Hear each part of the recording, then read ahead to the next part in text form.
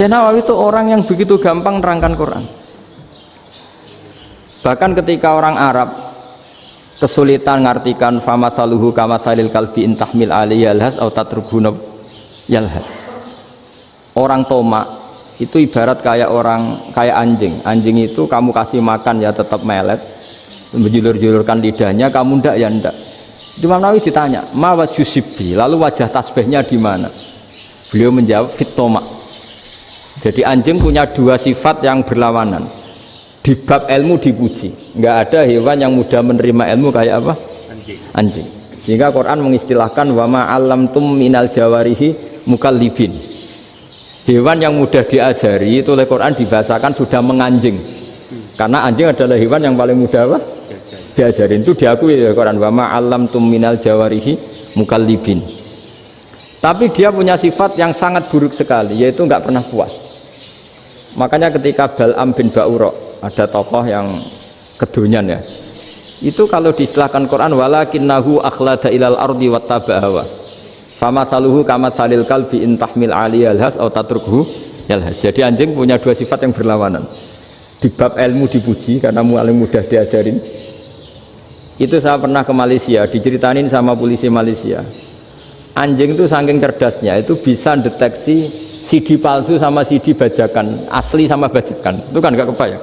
Kalau narkoba mungkin masih ada bau khusus ya, atau mesiu atau bom masih ada bau khusus. Ini enggak. Anjing itu dilatih ngecek CD yang asli sama yang palsu. Oh itu kebablas itu pinternya itu. Itu harganya itu 1 miliar lebih, paling mahal. Jadi mungkin bisa deteksi ini dosen betul apa abal-abal itu bisa. Itu kiai betul apa kiai pesanan itu mungkin bisa.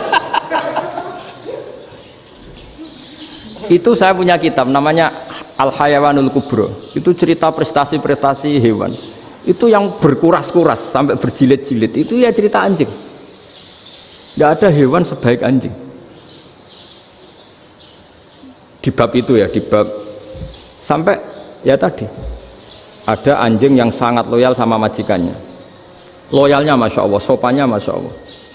Anjing itu mbok lama berbakti sama sampean, nggak mau tidur di ruang tidurnya sampean, dia tetap tidur di luar. Corong Jawa nggak ngelama. Suatu saat si raja ini minum, wisata minum. Pas mau minum diterjang sama anjingnya sampai tumpah. Kecewanya raja ini itu karena selama ini anjingnya sopan sekali.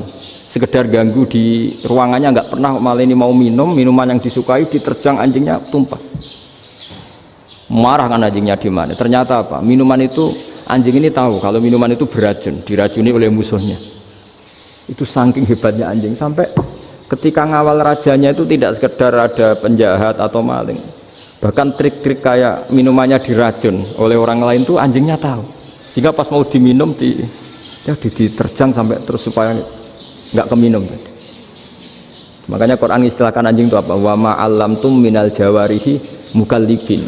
Hewan piaraan yang kamu ajarin nanti sampai sepinter anjing.